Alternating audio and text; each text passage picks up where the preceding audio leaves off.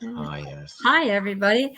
We have a special guest today, Lynn Sorensen. He's here with us. But before we get started, I do have a short word from our sponsor, Luscious Moss, and it's run and owned by Chad Christ. And he specializes in guitar recordings and drum recordings as well. And he hopes to capture room ambience with this setup and create a collaborative environment, which I will find out very soon because I intend to collaborate in that Luscious Moss studio. So moving right along, glad you're here with us, Lynn. We're really happy to be with you. We have some guests already.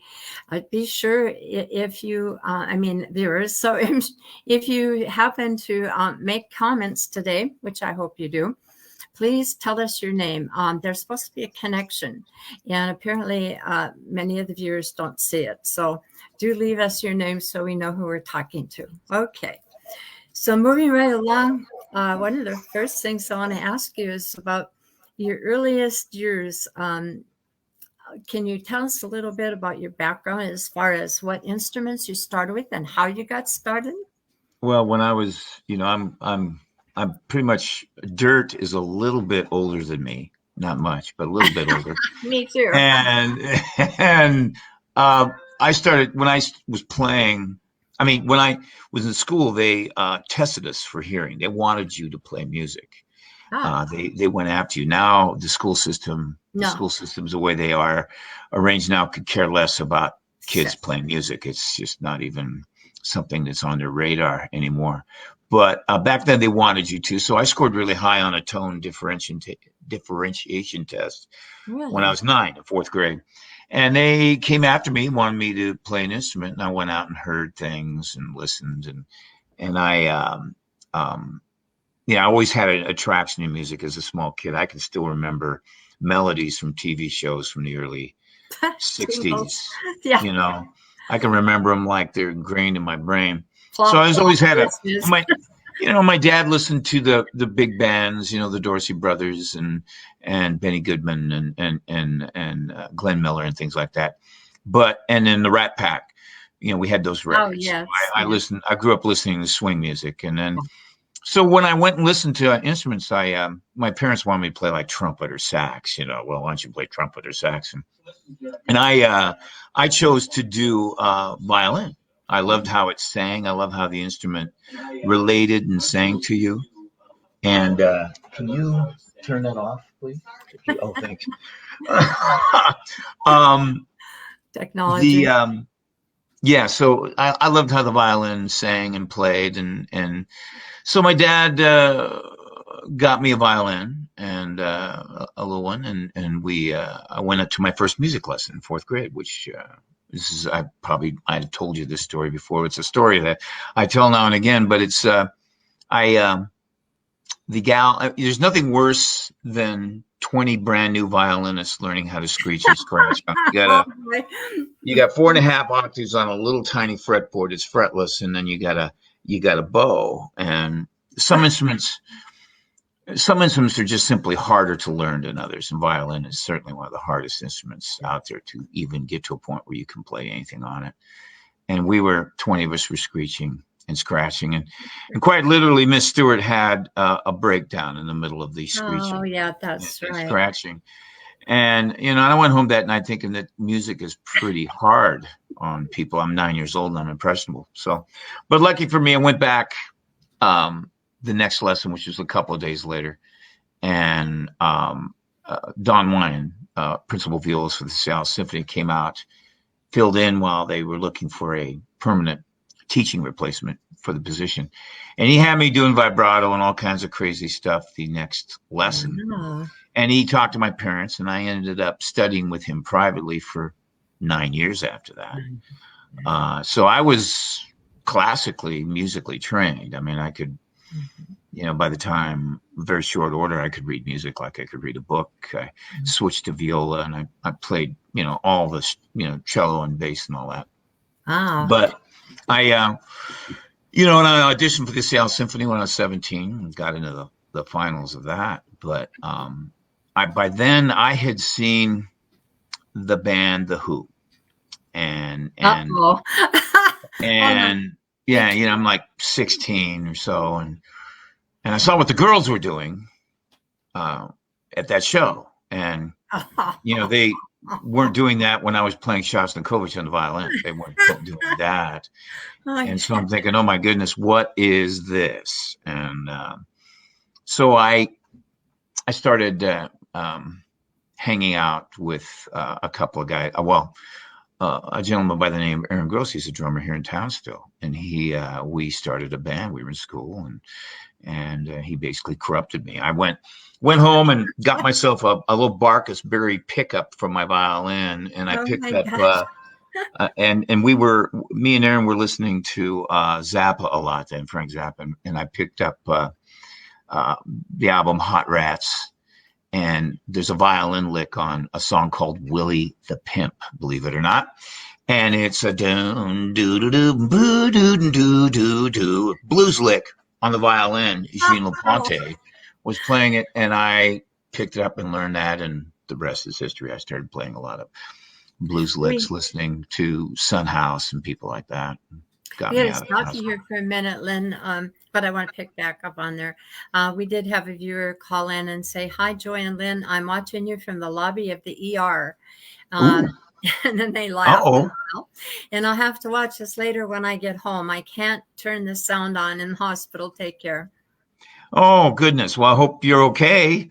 They did tell me who they are, so. Okay. Hopefully Goodness. They'll Yeah, you never know these days. So. Okay, so we got to the blues lick, and then and had you been introduced to blues before that, or well, obviously I had. I mean, it's not like I was not aware of it at all. I mean, even the Rat Pack had heavily blues influences. Oh, did it? I never. So, but I mean, I got really into it. I mean, to a point where I wanted to play it. I mean, Copland, the classical composer Copland, had blues licks in his symphonies, and I even played one of them with the Seattle Youth Symphony once. Wow. And so, but to actually get on a level of playing these guitar-oriented blues licks on the violin intrigued me. So I started doing that, and and started playing in bands, and everybody's I learned guitar and keyboards, and I've already played keyboards, from my classical training, and I play a little bit of everything.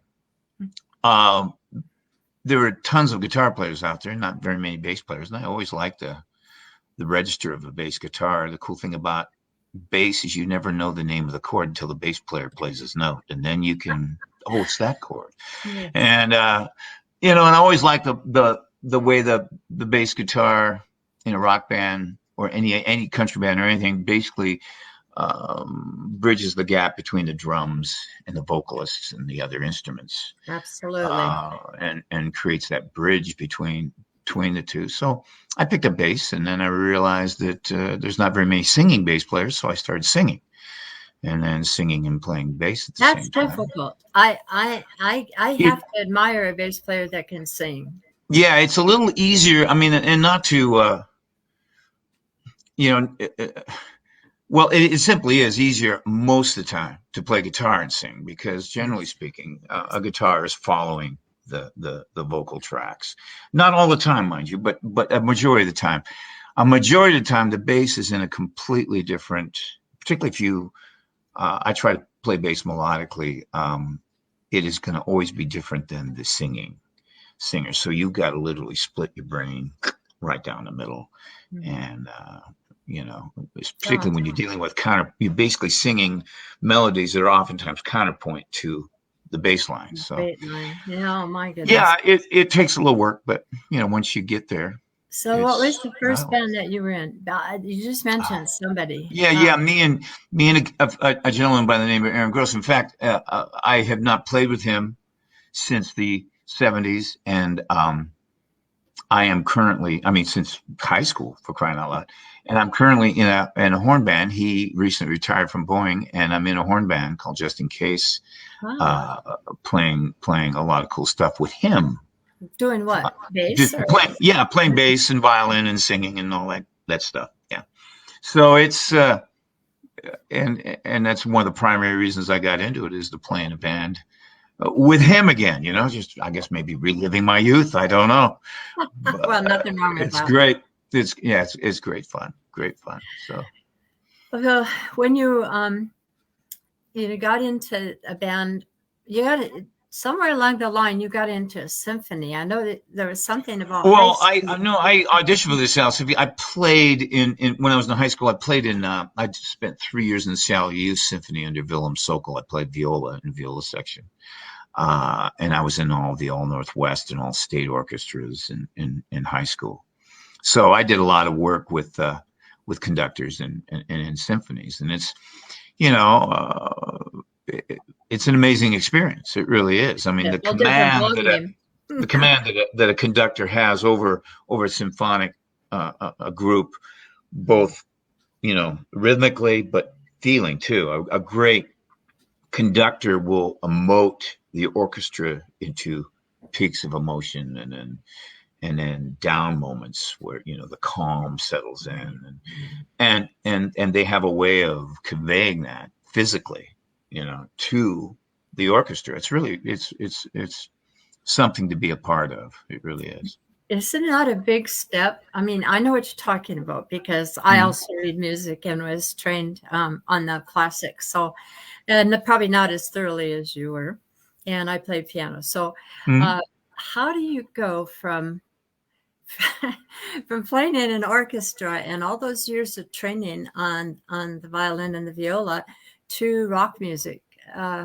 Well, I wouldn't trade my classical background, for anything, because it's technical avant-garde. I mean, the technique you learn in classical music, you can take with your entire life. Yeah. In any kind of thing you do. I mean, the facility you gain, and the intonation you gain playing something like a string instrument like that. And I just got through talking about emoting an orchestra with a conductor, but a band is got the capacity to do it in far greater effect than 100-person symphony. And if musicians get it together eventually, when a musician finds himself in a position where he's got it going on, he or she realizes that too. And it's how you can bring people up and down in the course of a performance, and you're with 3 guys or 3 people or 4 people or 5 people playing, and it's music like the blues and rock are an attitude. It's a feeling. It's guttural. One of the reasons why rock can never totally die is because it's an attitude. And that attitude, you just simply is not going to die. It's going to go into hibernation, and then it'll rage back.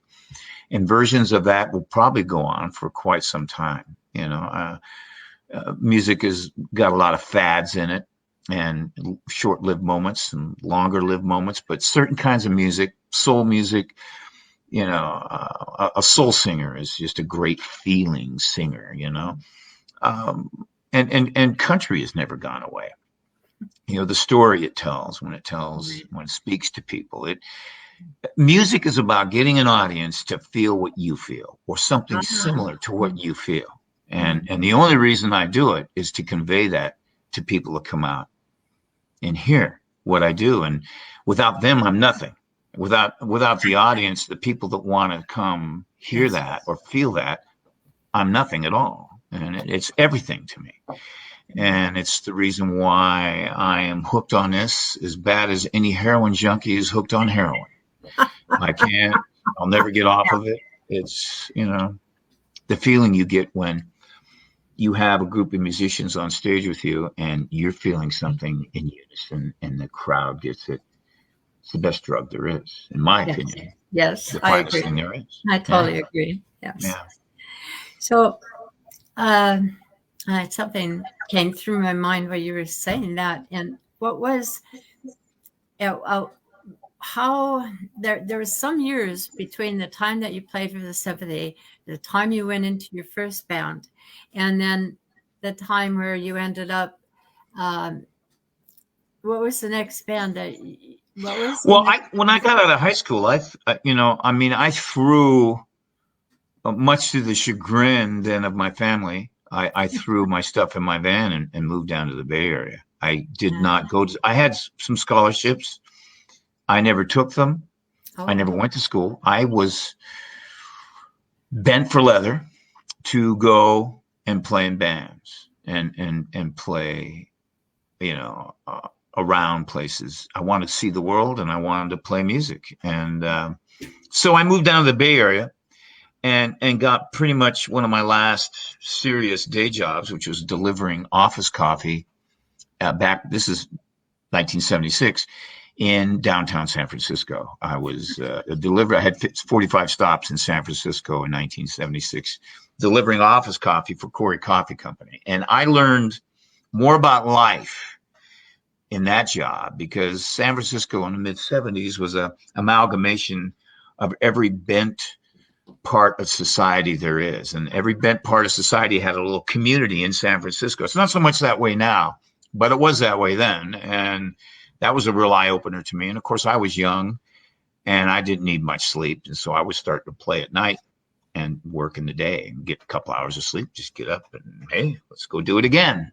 And then eventually I got to the point where I was playing in different bands enough to where I quit that job and got out on the road with some acts. This is back in the disco days. So yeah, when I was playing in bars, I was playing disco music, but as a bass player, it's great. You got all those cool, there's just an infinite amount of cool melodic bass lines from the disco era. And I, again, wouldn't trade that as much as I often make fun of disco music. I wouldn't trade that experience for anything because it really gave me a background of playing bass melodically.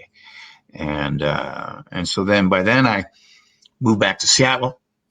My dad was working on a house that he had just bought and I helped him rebuild it.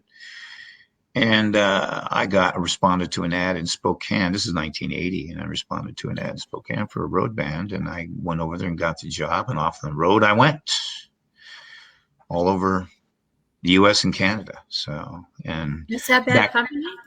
Pardon me? No. This is back, in those days we played music, bands played music they wanted to play. Yeah.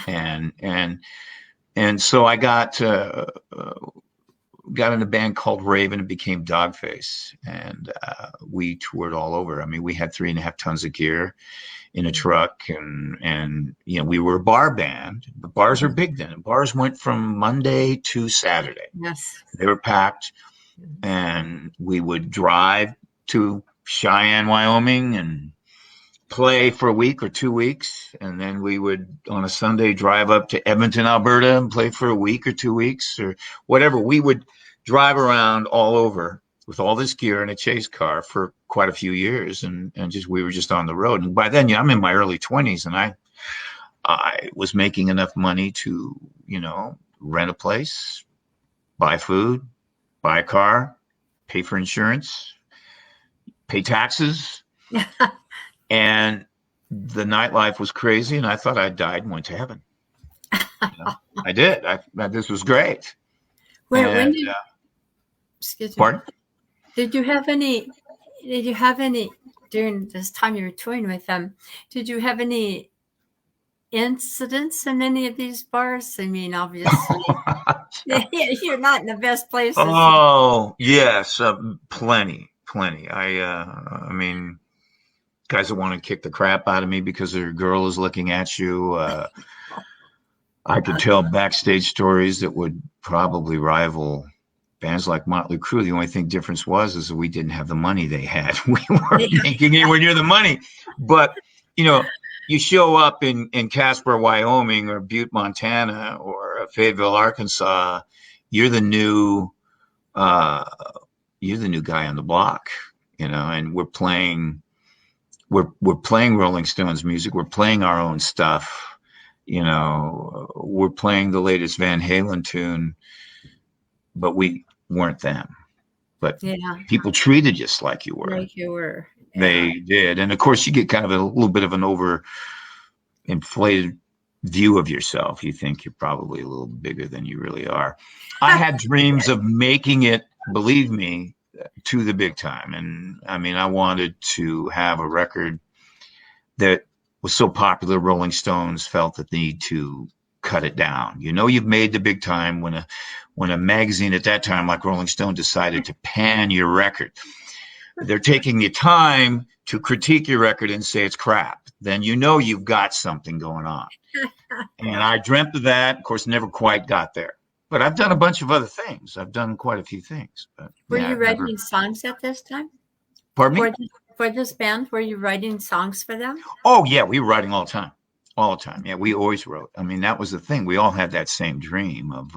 So you collaborated? Did you collaborate? Oh, yeah. Yeah. Mm-hmm. Yeah, all constantly. We were recording constantly. As soon as they came out with those little 4-track cassette recorders, and then they came out with the 8-track versions, we bought them and we recorded, and with the dream of, you know, somebody with money, you know, a label or somebody saying, hey, we like you. Yeah. I can't count the times I tried to do that back then and you know, ongoing. But yeah, you know, there's some interesting things out there on that too. There's a great video of that I have that I probably will never show anybody, but it's me and in Dogface playing a couple of the songs that we wrote in a video we shot at a club called the Black Dog out in State Line, Idaho. And we are much younger. We look like kids. And boy, did we think we were somebody. My gosh, we were strutting our stuff. Yes. We have two people who have not given me their names. One said, hello, Lynn, and the other one said, hello, Joyce. I'd please identify yourself if you'd like us to respond to you. That's right. What happens here stays here. Yeah, that's right. Yeah. They're gonna have. I put these on my Facebook page, and I'm thinking about starting to putting them on YouTube. So the whole world's going to see this. Oh my goodness. At least the whole YouTube world. So, one of the things I've always been curious about, because I find it, well, take it for what it is. I mean, it's nothing more than a comment. But I find that, you know, all you guys like Chad and you and Jessica and, you know, some of the people of the rock world, is the stance and the things that you do up on stage. Where did you learn that stage presence? And well, honey, you get to a point. You get to a point where it's your alter ego, and this is where music and entertainment comes at a kind of a crossroads in a lot of people's lives. You know, at some point in time, I decided, you know, I'm sure it was way back in the late 70s even, that I need to be bigger than what I am. And so you let your alter ego kick in. Stage? You let your alter ego kick in, and you become that person. You become that thing that you have to repress, particularly in say rock music, but really anything you do, you can do that. I mean, pop artists are that way. Everybody's that way. Yes. But you want your persona to be bigger than the average boring person that you are. And so you create this alter ego, and where people get in trouble in this business is they start to believe that's who they are. And that is a real danger. And there's a lot of people that died at 27 years old because they never quite realized, they started believing in their own crap. And the perfect example I got to use with that is Alice Cooper. I went on tour with him with Paul Rogers. We toured Australia opening for Alice Cooper. And Alice, he was a great guy. He's like somebody's granddad, you know, and he's a great storyteller. Rode in a bus with him all around Australia, you know, going from venue to venue. And he learned a long time ago that this alter ego he created, Alice Cooper, was going to kill him if he started to believe in what that is, that was him. And so he made the conscious effort to realize that as soon as he gets on stage, and I seen him work himself up backstage watching. At that time, he was watching kung fu movies, and he put on the leather and the heels and the cod piece, and had a sword at the time he was using in his show. And he get out there and he's 50 feet tall. And I was seeing him walk off the stage and his back would slump.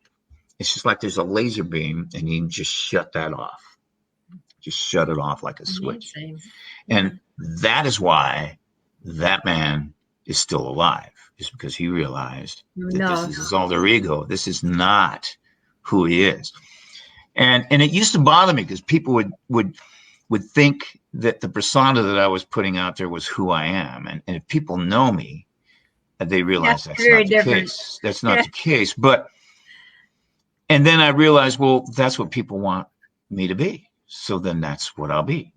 On stage. I'll just on stage. Yeah, not off. Yeah. Because I don't think anybody would want to be around me if I was that guy on stage, right? Well, there are people like that. I mean, to be honest, there are people that act like that off stage. They're the ones that get in trouble at the end of the day. You can only do that for so long, and then it kicks your butt. And eventually you fall victim to that alter ego that you created. So it's a danger. And that's where the suicide comes in. Or deaths or whatever. It's, or just broken lives because of it. They just never realize that that's really not who you are. That's who people think you are. There's a difference. Yeah. I have another, someone else who did identify themselves. He found the right button. Oh, Bob is Bob Kedrick. And he's Bob, how you doing, Bob? Yes. Hi, Bob.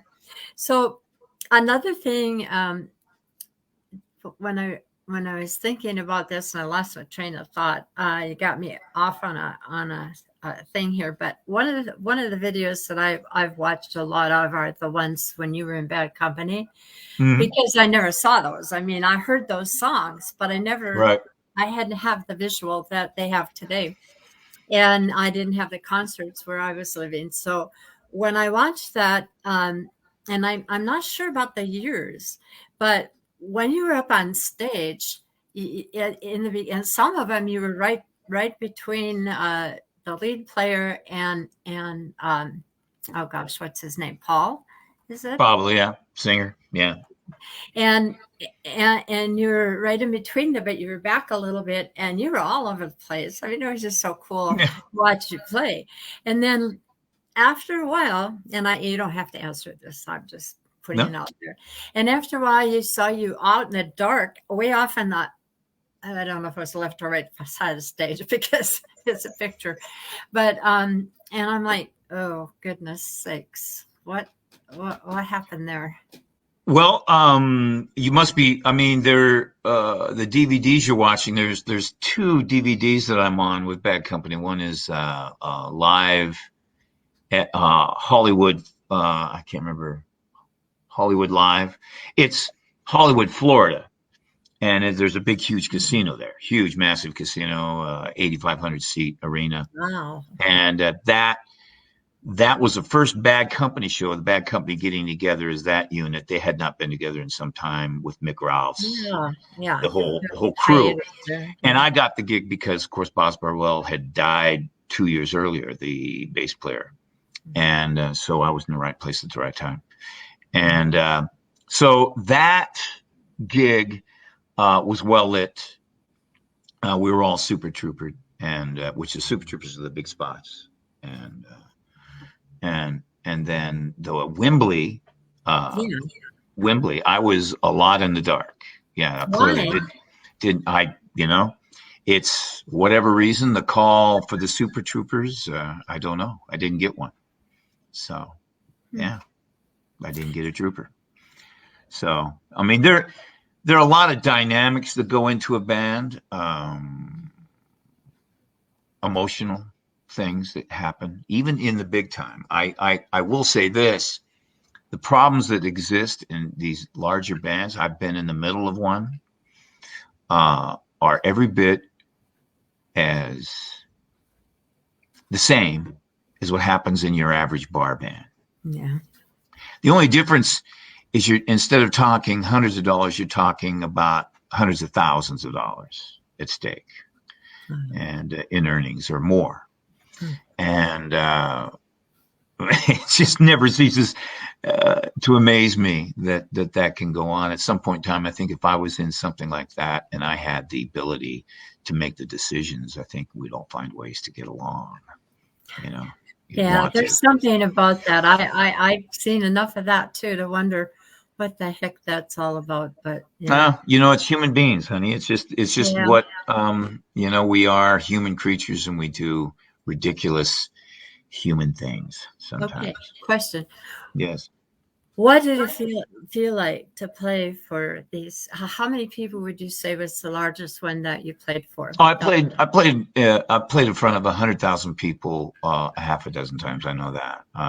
What was the feeling? I played 50,000 or less, more than I can remember. And it, you feel powerful. You're up there. There's heads. You see nothing but heads. You play a note, and you have a line array, huge line array PA, and that note is thundering out into the crowd. Yes. And it feels powerful. What it doesn't feel like is intimate.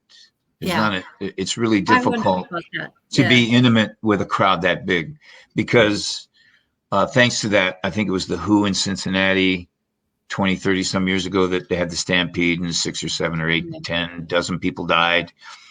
They have the DMZ zones. The crowd is so far away from you. The initial crowd, it's like you can't relate as easily. Yeah, there's no real chemical thing going on there. No, you just don't have that. I mean, one of my favorite to this day, and it always has been one of my favorite jobs to ever play, is you got 125 people in a club that seats 90, and they're packed, and they're up in your face, and they're sweating with you, and they're hollering at you. And I love playing gigs like that, because it reminds me of why I did this to begin with. And it was just simply to get people to feel something and get on the same plane as me. I literally went, the show you're talking about, Wembley. I played Wembley in London with Bad Company, and that show. And I got on the plane, and I thought, man, it's kind of like there's certain things you do. There's certain things you can do in music and make you think that, man, I'm a swinging unit. Something like that. Playing Carnegie Hall, playing The Tonight Show. That's an icon thing to do. There's certain things that you play and you go, oh my God, this is something, man. I was on that plane and I was thinking I was somebody, and I landed and I got in my truck and I drove out to Wilbur, Washington to do a gig with Doug McGrew. And me and him and another guitar player. And I played for a gig for a friend of mine in Wilbur, Washington. It's a one-horse town, honey. And I was in a hotel room with a bed that was a foot shorter than I was. And I woke up and opened up the door, and there's a dry swimming pool with a pool pump house that wasn't working, with this mural of a guy French kissing a horse. All right. So, the universe has a way of telling you things at times. Yeah. Lynn. Hello, Lynn. Yeah. You're not that important, Lynn. Yeah. So you went from Wembley to Wilbur in literally hours. Yeah. That would be quite a. So we're it keeps you steady, though. It really makes you realize that really, no matter how good we think we are, we're just really beginners at this. Always. There's always somebody better. There's always somebody better. Honey, there's somebody down the street that can play circles around you that's washing cars right now or flipping burgers. Okay, and they're just waiting to be found. I get a kick out of these little kids on some of these shows. Amazing. Like, where are they getting this? I mean, I try all my life and I'm not there. Yeah. Amazing. It is amazing. So anyway, was there anything that stood out from the time that you started until the time you got to Wembley and then back to, what was his name? Wilbur? Was that? Yeah, Wilbur. Yeah. Well, that was within a few hours, but yeah, I mean, oh my gosh, I played the Royal Albert Hall in London. I played more of the big venues in London than I played in Seattle. Wow. I have played most of them there in that area. I mean, I've played all over Europe and, Australia and Japan. Yeah. I played in Japan, and it's, the cultures and the different things you see. Music is very, very different in different places of the world. Yeah. For example, I was in Paul Rogers' solo band for a dozen years, and we went to Japan, and Paul Rogers, we co-headlined with Kiss. Now that would never happen here in the States. In fact, probably half the people or more in this country don't even know who Paul Rogers is. That they look at you and go, "What? Who's he?" But in Japan, he's a household name. Wow. People would recognize me on the streets as have played with him. As playing with him. They would come up and want me to sign an autograph because they recognize you as playing with him. And whereas in this country, wasn't that Mr. Rogers, the guy on Channel 9? Is that who you play with? It'd be something like that. And so music is very, very different in different parts of the world, and the things that different countries like. What about Australia? What are the Australians like? They're kind of well, they love Americans in Australia. They're one of the few countries out there that actually love Americans. I mean, we're not exactly the favorite country in a lot of places in the world right now. I wonder why. But Australians love us because they consider us as the liberators of them from Japanese aggression in World War II, and they've really, quite frankly, never forgot that. Wow. And as a result, they love Americans, and they know you're American from the moment you open your mouth. So, it's cool. I like, that's a cool place. Yeah. But there are a lot of great places in the world. I mean, the world's a huge, huge place, and there's just some wonderful places in it. Yeah. Yes, absolutely. We're very different cultures. I haven't gone very far. I went to Germany. That was my biggest thing. My family was from Austria-Hungary, and so I grew up with the German accent and my grandpa I decided one day that I would go there, and I did. I got there, and it was very different being in somebody else's country, speaking their language, and doing the things like I did a lot of Volksmarching there. And it was very interesting how I felt. I did not feel the same way that I felt when I came back to the United States, and it took me 3 months just to get back into our country. Oh, yeah. Physically. Yeah. So, and do you get a chance to get into that culture, visit places? I know Chad has in his interview, he was talking about the different places in Africa where he actually experienced everyday life in the streets and so forth. Did you get a chance to whenever I go to a big city, particularly big city, I will get out and walk it. There's something about walking a city that you get, or even in any area you walk it, you get a feeling for how people are there. You get, you get the spirit of a town or a city when you walk through it. When you walk through New York, you get that. London, Tokyo, you get the real feeling of the culture of how people. All you got to do is spend 3 minutes on a street corner in Tokyo when the work shifts change.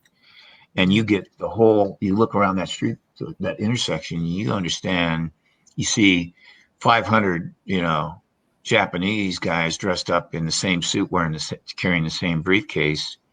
You see, food machines and things like that, all vending machines all over the street corners, which would last in the States maybe 2 or 3 minutes before they were burglarized. And you look around and you're in the middle of it. You can feel the difference of how they view life and how we view life. And you really, the cultural differences are actually mind-boggling sometimes. Yeah, it really is. Well, moving from there into the future and into the present, obviously everybody was shut down pretty much during COVID. So can you tell me and our listeners a little bit about how you survive that, and you were probably writing songs galore, but how did you get? Yeah, well, you got to evolve or die, and clearly, and the local live music scene is still going through transformations. I mean, they have worker shortage problems. Some of the club owners don't know what the state's going to do. Are they going to institute this or that, or what's going to happen? And it's hard to plan your next 2 or 3 months in a business platform, what you're going to do when you don't know what the state is capable or will try to do to you. So it's an evolving situation as we speak. But what I started doing is, I did a record with Heaven and Earth. I did a record with Heaven and Earth 2 or 3 years ago. We did one on Cordo Valley Records. I was on a retainer with them for a while, and it was Hard to Kill was the name of the record. It took a long time to do. We spent a good year recording it due to some of the personalities of the band members that were involved. It was deemed that you need to have those perfect tracks. I'm not a believer in that scenario. Rock music is raw. It needs to feel like it came out of somebody's bedroom or garage. That is what I feel, because it is an attitude. If you want to refine it and dial it up to a gnat's rump, you're starting to talk about pop music. And I think that might have been a little more of almost a pop rock record to an extent, just because of the perfection involved. And of course, Chris Lord-Alge mixed that record. Amazing mixing engineer. He's got Grammys everywhere. You walk into his studio and Mick Jagger's poster, Mick Jagger thanking him for saving his solo record. That record, it sounds great. It's like a piece of jewelry. It just gleams, and it's a great record. It is, but it's sonic perfection. Yeah. So then Stuart Smith, who's the leader of the band, wanted to do another record. The pandemic managed to scatter people. The singer went off to Reno to play in basically a tribute cover band in Reno, and had no interest in doing another record. And so and Kenny Aronoff was the drummer on Hard to Kill. He was off doing some things. So Stuart came to me and wanted me to produce a record. We have backing from Frontier Records out of Europe, and they gave us some money, and we commissioned. We got Simon Wright on drums. He was with AC/DC for a while, with Dio for quite a while, and we got a singer out of Sicily, Gianluca Petrolia out of Sicily, and then George Barabbas, keyboard player out of Hungary. So it's September. We're in the middle of the pandemic, and I'm going down to LA all the time, and we're writing the record. Me and Stuart started writing the record, and we brought in Simon to beat on the drums in the living room, literally in the living room, and we're writing because we have basically 3 or 4 months to get this record done, mixed and mastered. So I produced it. Well, why is there a time limit on it? Well, that's what record labels do to you. They say, we need this record, and here's the contract, here's your money. We need the masters in 120 days. And that's what they do. That's what the business is. So we had to get to work. So we started writing. And as we're writing, I'm recording. When we got the arrangements, as soon as we get the arrangements, I'm recording the guitar tracks for real in the living room there. And so, I'm laying down bass tracks, and then I'm dealing with the singer who lives in Sicily. And Italy was in a complete lockdown. You couldn't leave your house without getting a $1,500 fine. So he's stuck in his place. So we're shoveling vocal ideas back and forth. And George is doing the keyboard stuff from Budapest. And it worked out good, though, in the end. I mean, it all came together. And we recorded the drums top down, went to Total Access Studios, Win Davis's studio in Redondo Beach, recorded the drums, 13 tracks in 2 days with the real guitar tracks in. So it was a top-down recording, and of course Simon Wright is an absolute stud, so he laid it down like a monster and put all the other tracks in, mixed it. I mixed it and mastered it and sent it off, and it's now out there. Frontier Records, Heaven and Earth 5. So that is worldwide out there. So in this, there's another band that I was kind of in touch with because the guy's name is Paul Hurd, and he's out of LA, California, and he masters the productions that Chad was doing for me.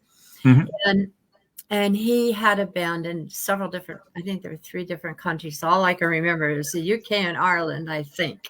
And they made this terrific track called Rise, the Ragdolls, by the Ragdolls. And, you know, it just intrigued me to think that each one of those people could lay down tracks like this in separate countries and then put it all together and sound as terrific as it sounded in the final product. It's just amazing. Yeah, I would have preferred, the only regret I had, it would have been really nice to have the singer in a room. If I could have had a handle on the singer for a month at least, because it's really good dealing with a vocalist face to face and getting the tracks. Rarely is the perfect vocal track right. It's most always full of little imperfections. Yeah. But it's those imperfections where the emotions of a track lie. Exactly. And the trick as a producer is to realize when that is. So what I ended up having to doing is just going you were for producing this? Excuse me. You were I was the producer of the record. Yeah, I produced the whole thing, and it's a departure from typical Heaven and Earth Records because it's a little raw. It's more raw, which is what I like in rock music. Rock music needs to feel raw. It needs to have that raw nerve hitting you across your face, and that is a true rock record. And I'm not into perfected. If you want a perfection, then you need to be making a pop record, because that is more perfection personified. Rock isn't. It never should be. It should be raw and emotional. And so I'm proud of that fact, because that is what that record is, and it's because of how I produced it. And that's out already, because it's out. We're not able to. The idea of Frontier Records will do things to market you in Europe, and then that's where you end up going to break a record. The problem with Europe is to get a band over there. You need festivals and clubs. It's the drummer and guitar player are English transplants living in LA. I live here, singers in Sicily, and the keyboard players in Hungary. So to get us all over there, it's a monetary expense. And then to tourists, we need a combination of festivals and clubs to make it worth our while. And Europe is just starting to open up, and festivals really won't be happening in earnest probably until late spring or summer. And you pay for this. You pay for, each band member pays for their travels to get together to this gig for the. No, you make it a part of your whole business plan. So in other words, it's just like any other business. You got money coming in and you got money going out. And you can go to all the business schools you want, but really it comes right down to you want more money coming in than you want going out. And that is a secret to touring, setting up a 7-Eleven, running Amazon, whatever it is your business is. That is the essence, is you want more coming in than going out. And it's no different than this. So in order to make it feasible, the festival season will have to open up. And that's probably not going to be, like I say, till late spring. Insurance companies don't want to insure large festivals right now. And promoters don't want to put up half down, because they have to put up half down for bands so that they make the arrangements to come there. And they don't want to do it only to have the rug slipped out from underneath them. God, I got the uncertainty. I have a rather long comment here, unidentified. It says, "Hi, Lynn. I've been waiting for this interview with you. I love your work. And I'm wondering if you have any advice for me as an older woman who's interested in developing her voice, but has no formal training other than choir in college. Am I too old to start any kind of musical career? I love how you describe music as a passion and even addiction. Thank you." Oh, I think I don't know this from my daughter, Dawn. I had All no right. clue that she was going to do that. So, Well, it's all about, vocals is all about feeling. The best singers are generally not trained. You can view, I mean, you can name them like crazy. I mean, Johnny Cash was an untrained singer. Willie Nelson was an untrained singer. Are you going to tell those two they don't know how to sing? Well, I mean, Johnny being dead, of course, but you're not about to do that. Frank Sinatra sang flat his whole career, and I loved every flat note that he did. Okay? He's Frank. He's the chairman of the board. All right? Eddie Vedder technically probably can't sing his way out of a bag, but you believe every word he's singing to you. And these are the trademarks of great vocalists. You have to believe. Sorry, Glenn. Who did you say? I missed it. Eddie Vedder, Pearl Jam singer. Okay. You believe every word he's singing to you, and that makes him worth $1 zillion because that boy will make you feel something when he sings to you. The great singers are rarely trained. They're just emotional. And I sang for years not knowing how to sing on the road 6 nights a week for years and singing at 60%. I got off the road and I took some time and grabbed the Seth Riggs book. Seth Riggs is the guy that taught Broadway singers how to sing. And I learned to use my diaphragm and control my breath, relax my larynx, and use my head voice. My head voice added an octave and a half to my range, and how to transition that. So I actually taught myself some techniques to save my throat, and I've been benefiting from that ever since. So, there's some things you can do technically to make your singing better, but you don't ever want to lose whatever style you've got. You want to sound different. I took this in college. I took singing in college, and I had, before that. But one thing I learned at the college level was it does change you. When you're singing without any training, you don't know if you're good or bad. You're just doing it. And when you get trained to sing,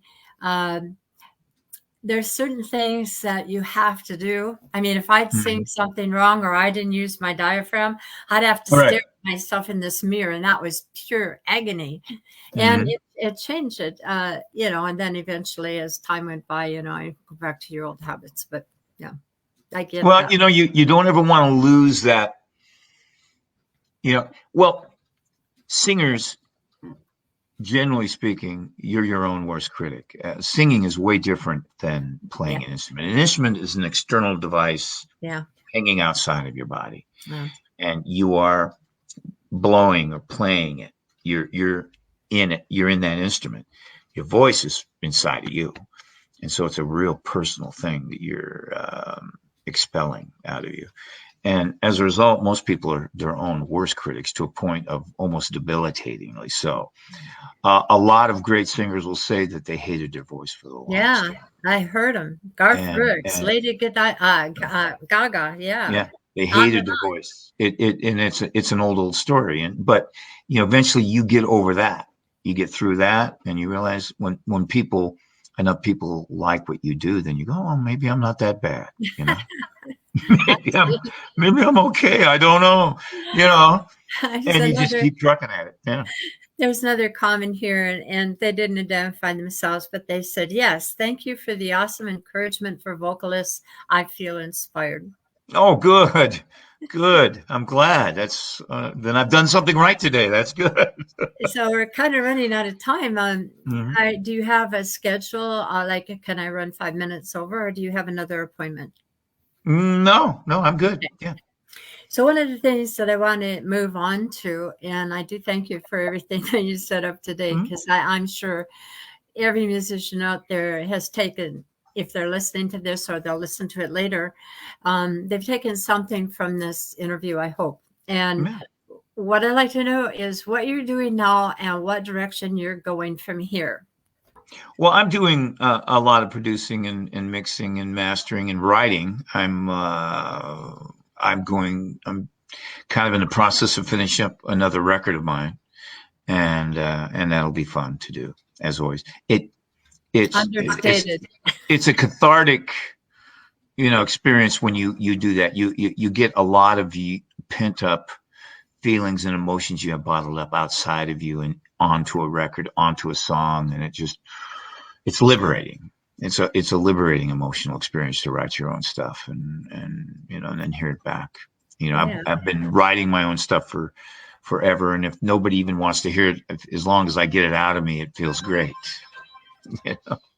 So where you express yourself. So Yes. you you told me that not only do you produce some of these songs that you've been doing with Mhm. what's it, Heaven and Earth? Was that Mhm. Yes. Yep. and I don't know, remember the other one, but sorry, to get I've all been the mixing. I've been mixing a band called Elseways and played on it too.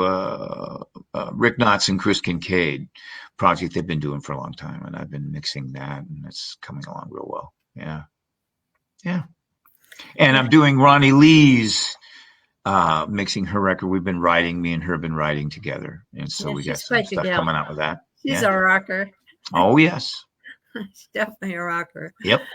So you have your own studio. I guess that's what I'm trying to get to is Yeah. that you have Well, I don't have a. I used to have a mobile that I used for a long time. I don't record when I need a drum track. I go to another studio, but I have a studio that's set up for listening and any kind of vocal recording or any kind of instrumentation recording you need to do. And then so absolutely, I've had different studios for most of my recording life. It's just you realize that even back in the day, it's better to have your own. It's more cost effective to do your own work than it yeah. is to Yeah. pay a studio a lot of money. Although Yeah. big studios are not making a lot of money right now, and they're Well, I hanging went to a on to a studio thread. that is. I went to a studio that is in Nashville studio, Hmm. Hmm. which had and uh, yes, by the time you pay everybody and you pay the time in the studio and all the rest, that Hmm. I'm pushing up to $10,000 just for Yeah. 12 songs. Yeah, Well, it's in LA, for example, you can rent a studio. There's some studios down there. One in particular, which I won't name, but it's had several platinum records out of it. You could rent it for $500 a day. So I don't know how the larger studios are surviving, particularly down there. I know Nashville still has its machine going on, yeah. but as with any machine out there, machines eventually break. Yes, they're And close. I think they're close. yeah. So we get another comment from my daughter. Sorry. Hmm. And No, she says, my mom likes my voice, but on my own, we're clinic. we all Clinic. are. Sorry, I can't read. I think I'll ask her how to advance. Maybe my mom, Joy, will let me sing public with her sometime. And thank you for all the advice that you've You given should her do so that. We should do that when you come out to jam. Bring her out. yeah, I think she's going to need to be encouraged. And I don't. I remember the story of Lila McCann. Her Pat McCann and the Southlanders managed to get her out on stage when he had his band in Tacoma by Mhm. by encouraging her with the Barbie doll. And I don't think my daughter's going to fall for Barbie. It's going to have Probably to not. be big. Probably a little past that one. Yes. So of all the things, thinking back, with the beginning of your training in classical music and on the violin and viola, and the bands that you first started touring with, and then hitting it big with Bad Company and get to tour with a well-known band and play for that many people. Was it a string of moments, or is there any incident or anything during that whole period of time that you can remember really touched you deeply in a way that nothing else has? Well, there's just, to me, the biggest, it happens to me frequently. So I can't say it's like one thing. I mean, but I mean, there's spiritual things. Just playing the Ryman in Nashville. That's or say the Royal Albert Hall in London. Those are really old halls that so many people play. There's like a spiritual thing going on there. It's like you feel it when you walk in. There's a vibe. The whole joint has an aura to it, and you can feel it. It vibes on you. Those are amazing things, but for me, I got to harken back to what we were talking about in the beginning. Is where, I get there's a thing going on, and I'm not a religious man, but I'm a very spiritual man, because you can't be an artist or a musician and not realize there's something else going on here. Yeah. And when you have two other people, you and two other people is the easiest way to get around it. As you add a person, it gets a little exponentially more difficult to accomplish this, but you can. But it's when you're playing and everyone knows exactly what's going to happen next, because our heads are all dipping into that same pool somewhere. And it is a feeling like none other. And it's a feeling that I strive to have as often as I can. And I'll be wanting to have that feeling until the day I die. And it's, like I said before, it's better than any drug out there. And then that feeling goes out into the audience, and it's euphoric. And they feel it too. Yes. Yeah, and it's absolutely euphoric, and it's the best thing in the world. I wish everybody could feel it, because it's just like nothing else. Absolutely. Yeah. Well, thank you for that. And I do have some Bob said, great interview and information. Thank you. And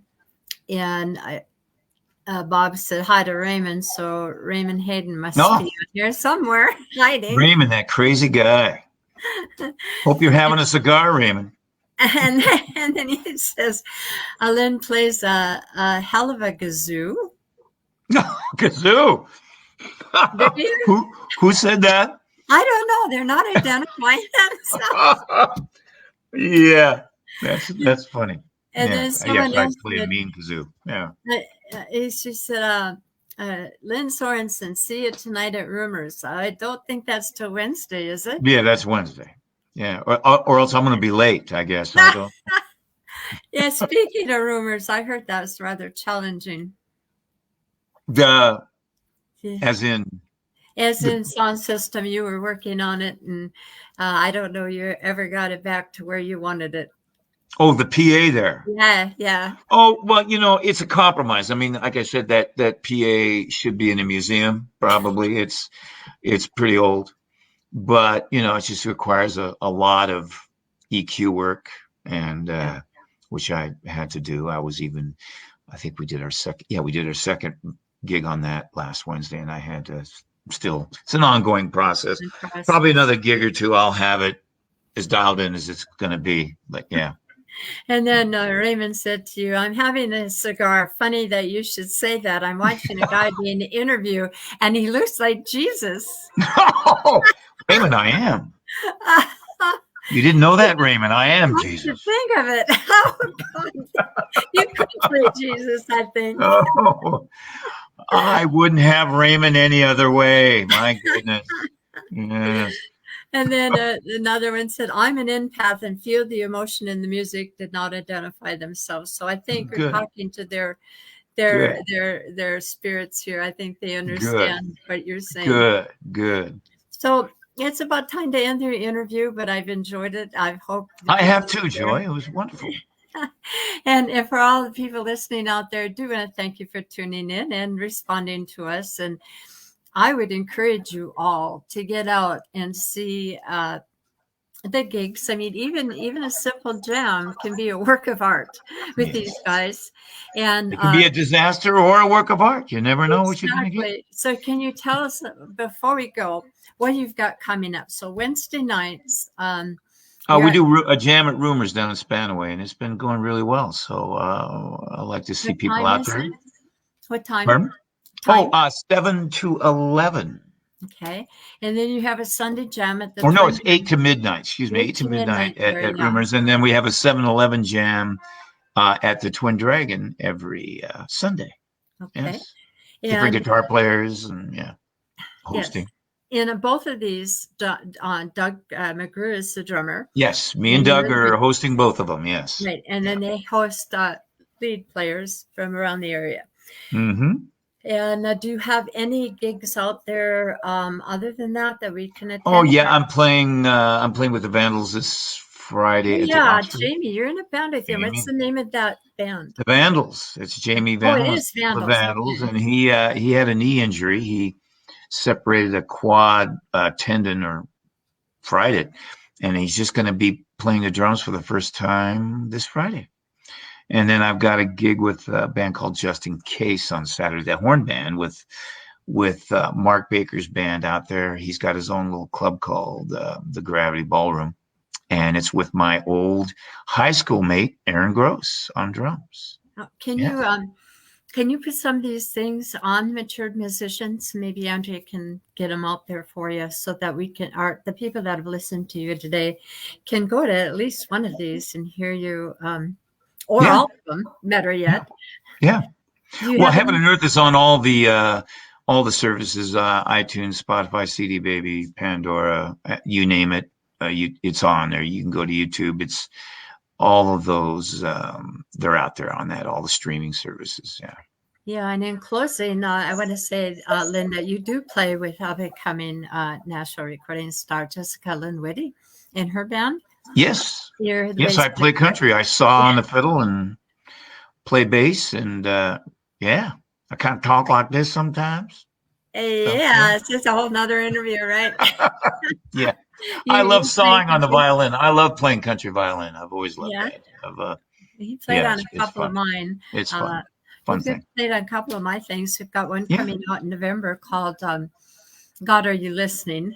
It's a little on the folksy side, but he played great violin in there. Oh, thank you, Joy. Thank you. It was a great little song. Great tune. Oh, thank you.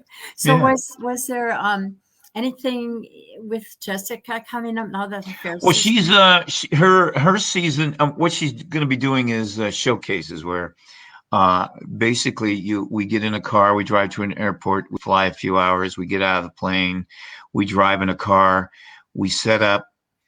We play for 10 or 15 minutes, and then we drive to the airport, get on a plane, and fly home. So I do a bunch of stuff. There's showcases for fairs and festivals and things like that she does, and she showcases her talent to buyers. So I'll be doing a bunch of those through the winter, and then they pay dividends then in the spring and summer. So it's going to be streamed, or No. These are just private little showcase events that the buyers come in, the festival buyers and fair people come in, and they hear you. They hear you play, so you showcase yourself for 15 minutes, and then you're done. You don't even get warmed up, and you got to stop. So it's a different kind of thing. Yeah, but it helps her get a lot of work and exposure out there. So it's a great thing, great tool for her. You ever think you're going to go back to Nashville and play with her? You never know. I mean, like I said, I played the Ryman with Paul Rogers of all things. It was a show we did with Kansas, Paul Rogers and us, and that was a great time. Great gig. Unexpected. All right. Well, I do want to thank you for being with us, Lynn. Like I said before, it was great. And I hope that in the future you would consider coming back again. Oh, of course. All right. Wonderful. Not a problem. That'd be fun. And I would thank everybody who tuned in today and will continue to tune in. A lot of them work and they don't get home until later. And they still continue to watch this because it's projected both here on Mature Musicians, which is live, and then it's recorded and put on here. And Are we on in Ethiopia? Do you know, or is it being shown in or Mongolia? Maybe Mongolia. Are we live in Mongolia? Well, once I put it on Facebook, God only knows where it's going to go. Yes, if I can. I don't know quite how to do that yet, but maybe you have to ask Andrea. She might even know. So thank you again. I will see you at the next jam. Hopefully I won't be pouting and walk out, but oh, you were wonderful last night. I loved it. Last night. Great. It was the night before. It was the Sunday before. I had been so tired. Oh, it's okay. It's all good. And then I had a little fight with Chad over a song. So I got a little heady and said, yeah, rants. I don't feel like it. Okay. All right, guys. Well, I'm going to hang this up for now. Again, thank you. Have a wonderful rest of your week. Thank you, Joy. It was wonderful. Sunday. Thank you. All right. Take care. We'll Bye. see you later. Bye.